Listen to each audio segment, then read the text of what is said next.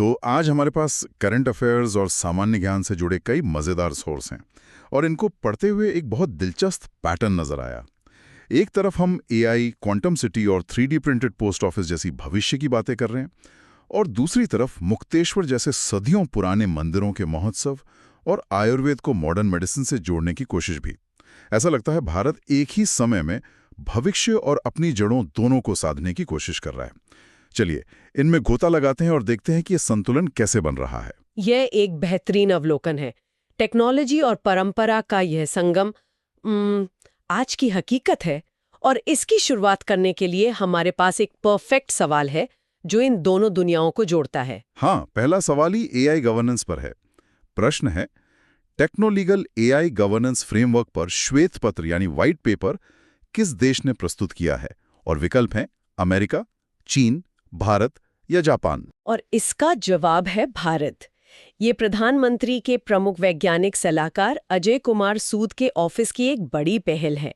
लेकिन यहाँ दिलचस्प शब्द है टेक्नोलीगल। मैं यही पूछने वाला था, ये टेक्नोलीगल का ठीक मतलब क्या है? क्या ये सिर्फ एक फैंसी शब्द है या इसका कोई गहरा मतलब भी है? नहीं, इसका बहुत गहरा मतलब है।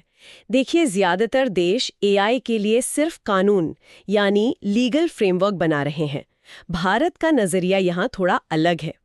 टेक्नो लीगल का मतलब है कि हम सिर्फ कानून नहीं बना रहे, बल्कि टेक्नोलॉजी के अंदर ही ऐसे गार्डरेल्स, ऐसी सुरक्षा उपाय बना रहे हैं जो नियमों का पालन करवाएं। मतलब कोड के जरिए ही नैतिकता और कानून को लागू करना। ये एआई की दुनिया में एक बहुत ही नया और प्रैक्टिकल नजरिया है। ये एक बड़ा कदम तो है, पर मुझे हमेशा लगता है कि ऐसे नियम बनाना एक बात है और उन्हें जमीन पर उतारना दूसरी। इसमें क्या चुनौतियां हो सकती हैं? सबसे बड़ी चुनौती है रफ्तार। एआई टेक्नोलॉजी इतनी तेजी से बदल रही है कि कोई भी नियम कुछ ही महीनों में पुराना पड़ सकता है। इसलिए ये फ्रेमवर्क भी डायनामिक होना चाहिए, जिसे लगातार अपडेट किया जा सके। और इसी से जुड़ा है हमारा अगला सवाल, जो टेक्नोलॉजी के गवर्नेंस से हटकर एक टेक हब के गवर्नेंस की बात करता है। अच्छा कनेक्शन है। सवाल है कि हाल ही में नोएडा प्राधिकरण का नया सीईओ किसे नियुक्त किया गया है? विकल्प हैं कृष्णा करुणेश, संजय भाटिया, आलोक कुमार और अमित गुप्ता। सही जवाब है कृष्णा करुणेश। और नोएडा की बात करना यहाँ बहुत जरूरी है। 1976 में बना ये शहर आज सिर्फ एक रिहायशी इलाका नहीं, बल्कि उत्तर प्रदेश के गौतम बुद्ध नगर का एक बड़ा आर्थिक इंजन है। बिल्कुल। और हमारे स्रोतों में जिक्र है कि यहाँ कई बड़े राष्ट्रीय संस्थान भी हैं। ये सारे संस्थान नोएडा में ही क्यों हैं? क्या वहाँ कोई खास इकोसिस्टम है जो इन्हें खींचता है? आपने बिल्कुल सही नस पकड़ी है। दिल्ली से नज़दीकी, बेहतरीन इंफ्रास्ट्रक्चर और एक प्लांट शहर होने की वजह से नोएडा हमेशा से संस्थानों के लिए एक चुंबक रहा है।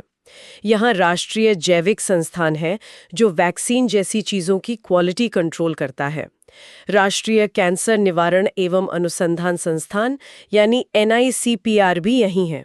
श्रम और उद्यमिता से जुड़े संस्थान भी हैं, है ना? हाँ, वी गिरी राष्ट्रीय श्रम संस्थान जो लेबर रिसर्च का एक टॉप सेंटर है, और NISBUD जो देश में एंटरप्रेन्योरशिप को बढ़ावा देता है, ये दोनों भी नोएडा में ही हैं। तो आप देख सकते हैं कि कैसे स्वास्थ्य, विज्ञान, श्रम और बिजनेस का एक पूरा इकोसिस्टम यहाँ काम करता है। तो एक तरफ नोएडा का मॉडर्न इंफ्रास्ट्रक्चर है और दूसरी तरफ हमारे पास एक ऐसा सवाल है जो हमें उड़ीसा के प्राचीन सांस्कृतिक इंफ्रास्ट्रक्चर की ओर ले जाता है। प्रश्न है, मुक्तेश्वर नृत्य महोत्सव 2026 का उद्घाटन किस राज्य में किया गया है? पश्चिम बंगाल, उड़ीसा, झारखंड या छत्तीसगढ़? इसका जवाब है उड़ीसा। ये महोत्सव भुवनेश्वर में 10वीं सदी के शानदार मुक्तेश्वर मंदिर के प्रांगण में होता है। ये सिर्फ एक नृत्य कार्यक्रम नहीं है, बल्कि ये उड़ीसा की आत्मा का उत्सव है। इसे राजा रानी संगीत समारोह के नाम से भी जाना जाता है। उड़ीसा की बात आते ही रथ यात्रा और कोणार्क का ध्यान आता है, लेकिन स्रोतों में त्योहारों की एक लंबी लिस्ट है। ये सिर्फ सांस्कृतिक आयोजन है या इनका कोई आर्थिक पहलू भी है? बहुत महत्वपूर्ण सवाल है। रथ यात्रा हो, नुआखाई हो या बाली यात्रा, ये त्योहार उड़ीसा की अर्थव्यवस्था की रीढ़ है। ये पर्यटन को बढ़ावा देते हैं, स्थानीय कारीगरों को काम देते हैं और राज्य की एक अलग पहचान बनाते हैं। ये उड़ीसा का सॉफ्ट पावर है। वैसे उड़ीसा में एक और चीज़ है जो बहुत महत्वपूर्ण है।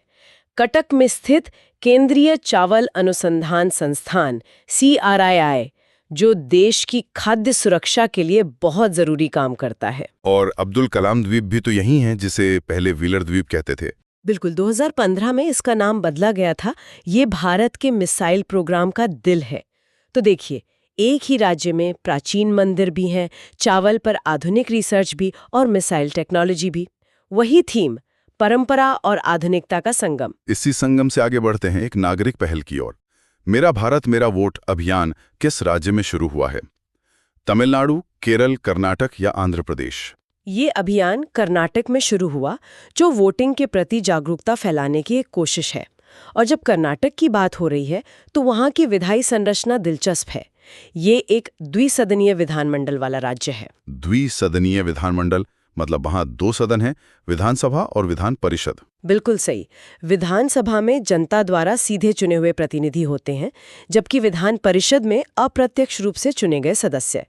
भारत के कुछ ही राज्यों में ये व्यवस्था है, जो किसी भी कानून पर ज्यादा गहराई से विचार करने का एक मौका देती है। ठीक है, अब एक ऐसे उद्घाटन की बात करते हैं जो अपने आप में एक अनोखा संगम है।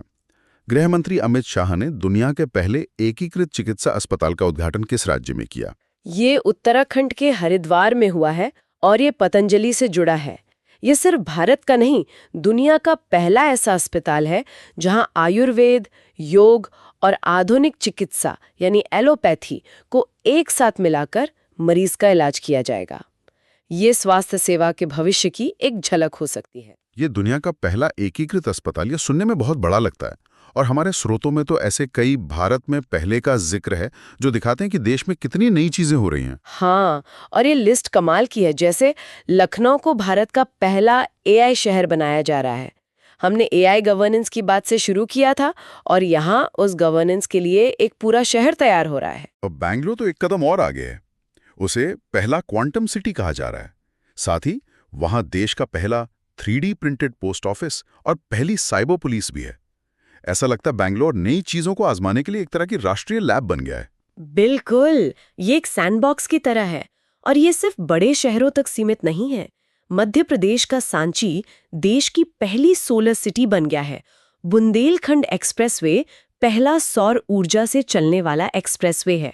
और आगरा में देश का पहला वैक्यूम आधारित सीवर सिस्टम है। वैक्यूम आधारित सीवर सिस्टम, ये क्या होता है? ये कमाल की टेक्नोलॉजी है। इसमें पारंपरिक सीवर की तरह पाइप में ढलान की जरूरत नहीं होती। वैक्यूम सक्शन के जरिए वेस्ट को एक सेंट्रल स्टेशन तक खींचा जाता है।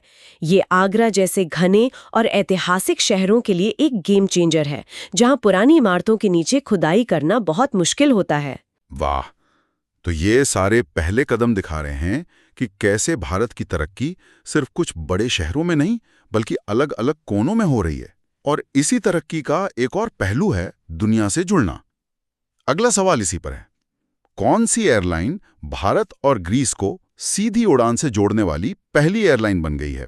Air India, Vistara, Akasa air या इंडिगो? इसका जवाब है इंडिगो। यहाँ दिलचस्प बात यह है कि ये एक बजट एयरलाइन है जो इस तरह के मीडियम हॉल इंटरनेशनल रूट पर जा रही है। ये दिखाता है कि अब विदेश यात्रा सिर्फ अमीरों तक सीमित नहीं रही। ये भारतीय मिडिल क्लास की बढ़ती आकांक्षाओं का प्रतीक है। सिर्फ इंडिगो ही क्यों?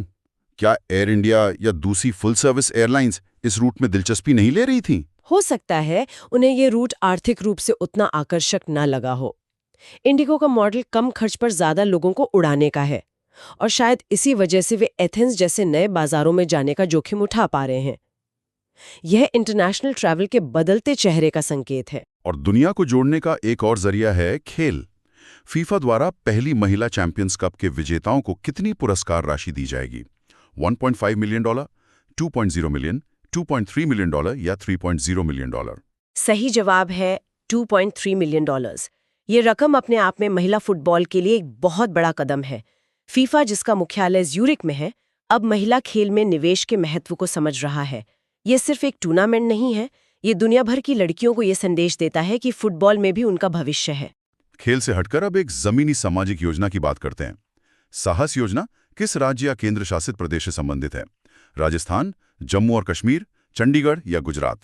यह योजना चंडीगढ़ से जुड़ी है और साहस का मतलब जानना बहुत जरूरी है। हाँ, इसका पूरा नाम क्या है? इसका पूरा नाम है support and assistance for healing acid survivors. यह योजना एसिड अटैक सर्वाइवर्स को आर्थिक, कानूनी और मनोवैज्ञानिक मदद देने के लिए बनाई गई है। यह दिखाता है कि एक शहर सिर्फ सुंदर इमारतों और सड़कों से नहीं, बल्कि अपने सबसे कमजोर नागरिकों की देखभाल करने से महान बनता है। और चंडीगढ़ तो वैसे भी एक खास शहर है। इसे ली कॉर्बुजियर ने डिजाइन किया था। 2007 में ये भारत का पहला धूम्रपान मुक्त शहर बना। ये अपने आप में एक बड़ी उपलब्धि थी। बिल्कुल। और यहाँ नेक चंद सैनी का बनाया हुआ अद्भुत रॉक गार्डन है, जो वेस्ट मटेरियल से बनी कला का एक शानदार उदाहरण है। सुखना झील है और एशिया का सबसे बड़ा रोज गार्डन भी यहीं है। और शहर का प्रतीक चिन्ह है खुला हाथ, जो शांति और एकता का संदेश देता है। और एक मजेदार तथ्य ये भी है कि भारत का पहला पिज्जा एटीएम भी चंडीगढ़ में ही लगा था। हाँ, तो आप देख सकते हैं, एक प्लान्ड शहर होने के साथ साथ चंडीगढ़ में जिंदा दिली भी है। एक शहर की पहल से अब एक राज्य के अंतर्राष्ट्रीय जुड़ाव की ओर चलते हैं। WHO के वैश्विक प्रकोप प्रतिक्रिया नेटवर्क में शामिल होने वाला पहला अमेरिकी राज्य कौन बना है? टेक्सास, फ्लोरिडा, कैलिफोर्निया या न्यूयॉर्क? इसका सही जवाब है कैलिफोर्निया। WHO यानी विश्व स्वास्थ्य संगठन, जिसका मुख्यालय जिनेवा में है, ने ये नेटवर्क बीमारियों के प्रकोप को जल्दी पहचानने और उस पर काबू पाने के लिए बनाया है। कैलिफोर्निया का इसमें शामिल होना एक बहुत बड़ा कदम है, क्योंकि कैलिफोर्निया खुद एक बहुत बड़ी अर्थव्यवस्था है और टेक्नोलॉजी का गढ़ है। उसकी विशेषज्ञता इस नेटवर्क को बहुत मजबूत बनाएगी। आपने जिनेवा का जिक्र किया। ये शहर हमेशा खबरों में रहता है।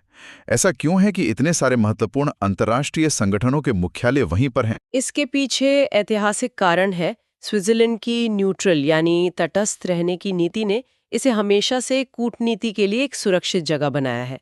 WHO के अलावा यहाँ विश्व व्यापार संगठन WTO, अंतर्राष्ट्रीय श्रम संगठन ILO, विश्व बौद्धिक संपदा संगठन WIPO और रेड क्रॉस जैसी अनगिनत संस्थाओं के हेडक्वार्टर्स हैं। ये दुनिया का डिप्लोमेटिक कैपिटल जैसा है। कमाल है। तो हमने आज टेक्नोलॉजी, संस्कृति, खेल, सामाजिक योजनाओं और अंतर्राष्ट्रीय संबंधों सब पर बात की।